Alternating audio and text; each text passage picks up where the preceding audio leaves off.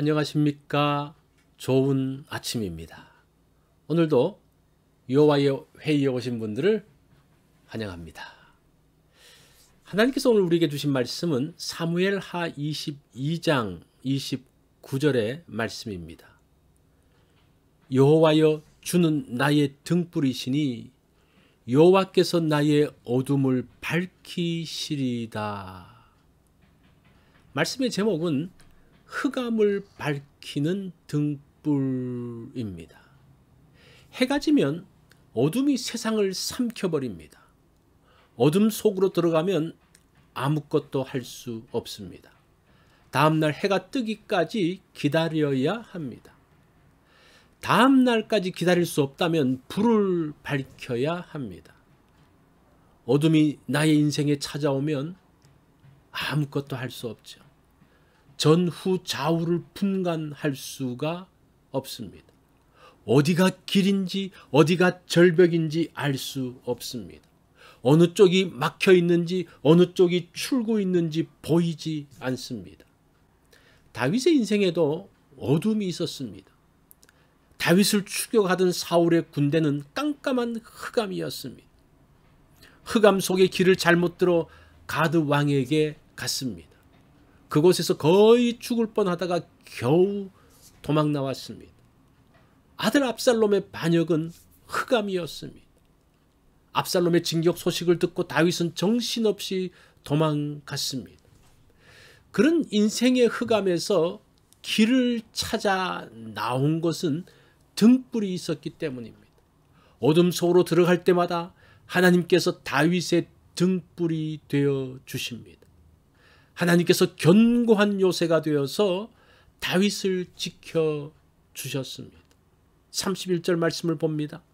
하나님의 도는 완전하고 여호와의 말씀은 진실하니 그는 자기에게 피하는 모든 자에게 방패시로다. 밧세바와의 범죄로 다윗은 어둠 속으로 들어갔습니다. 정욕의 흑암 속에 들어가 다윗은 길을 잃었습니다. 자신의 정욕 때문에 밧세바의 남편 우리야, 또 다윗의 충신 우리야를 죽였습니다. 무서운 죄를 짓고도 육체의 즐거움에 살고 있었습니다. 영적 흑암에서 길을 잃은 다윗에게 빛이 다가왔습니다. 나단 선지자를 통해서 하나님께서 등불을 켜셨습니다.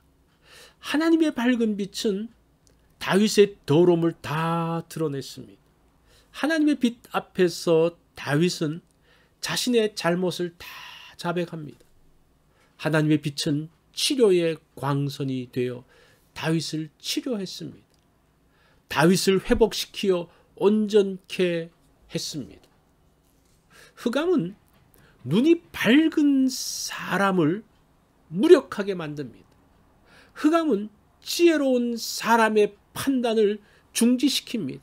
흑암은 길 가는 사람을 실족시켜서 주저앉게 만듭니다. 흑암 속에서 작은 빛만 있어도 다시 일어날 수 있습니다. 빛은 흑암을 쫓아내고 희망을 줍니다. 빛은 사람으로 보게 하고 판단하게 하고 앞으로 나아가게 합니다. 여호와께서 빛을 밝히시어 어둠을 물리치시면 둘러싼 적군과 앞에 있는 견고한 성벽을 뛰어넘을 수 있습니다. 원수의 집요한 공격도 넉넉하게 감당해낼 수 있습니다. 세상이 어두운 것은 흑암 때문이 아니라 빛이 없기 때문입니다. 내 인생에 들이온 흑암의 문제가 아니라 등불이 없는 것이 문제라는 거예요. 29절 말씀을 봅니다. 여호와여 주는 나의 등불이시니 여호와께서 나의 흑암을 밝히시리이다. 어둠이 많아서가 아니라 빛이 없어서 힘이 듭니다. 어둠을 쫓기 위해서는 불을 밝히는 것입니다. 모두가 불을 밝히면 어둠은 물러가게 됩니다.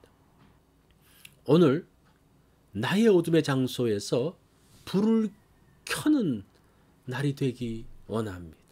이것이 오늘 여호와의 회의에서 주신 말씀입니다. 어둠은 빛이 오면 사라진다는 사실을 기억하십시오. 오늘 어둠을 탓하지 말고 빛을 밝히는 그러한 날이 되어지기를 바랍니다.